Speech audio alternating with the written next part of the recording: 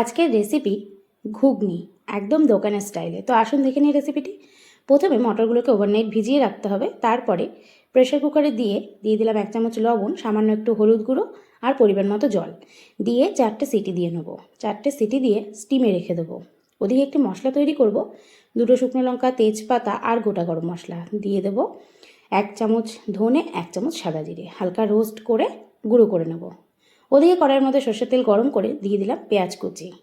পেঁয়াজটাকে খুব ভালো করে ছোটো ছোটো করে কুচি করতে হবে। দিয়ে দিয়েছি এখানে 3টে বড় সাইজের পেঁয়াজ। পেঁয়াজটা হালকা ভাজা হয়ে গেলে এখানে আদা, রসুন আর কাঁচা লঙ্কা বাটা দিয়ে দিলাম।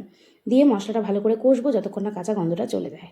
কাঁচা গন্ধটা চলে যাওয়ার পরে দিয়ে দিলাম ছোটো ছোটো করে কেটে রাখা আলু আর দিয়ে দেবো 2টো টমেটো কুচি আর পরিমাণ মতো লবণ। দেখুন, আলু আমি এখানে 1টা দিয়েছি, টমেটো 2টো দিয়েছি। ভালো করে কষিয়ে নেব যতক্ষণ না ভালো করে কষিয়ে যাচ্ছে, টমেটো গলে যাচ্ছে। গলে গেলে এর মধ্যে দিয়ে দিলাম হলুদ গুঁড়ো, জিরে গুঁড়ো, ধনে গুঁড়ো আর কাশ্মীরি লঙ্কার গুঁড়ো আর একটু চিনি। চিনি দিলে কালারও ভালো আসে, স্বাদও ভালো হয়। দিয়ে এবার ভালো করে কষিয়ে নেব। দেখুন তেল ছেড়ে এসছে। এবার সেদ্ধ করে রাখা মটরটা দিয়ে দিলাম। জল শুদ্ধই দিতে হবে, তাহলেই কিন্তু খেতে ভালো লাগবে। বেশ ভালো করে ফুটিয়ে নেব, ঢেকেও দেবো যাতে মটরটা আরেকটু ভালো সেদ্ধ হয়ে যায়।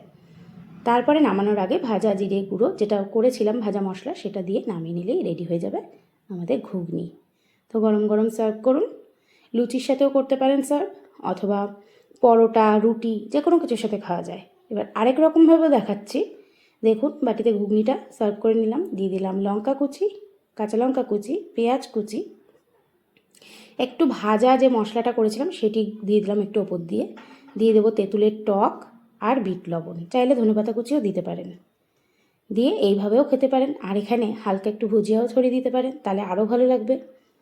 তো কেমন লাগলো রেসিপিটি অবশ্যই জানাবেন। ভালো লাগলে লাইক, কমেন্ট, শেয়ার করে দেবেন। ধন্যবাদ।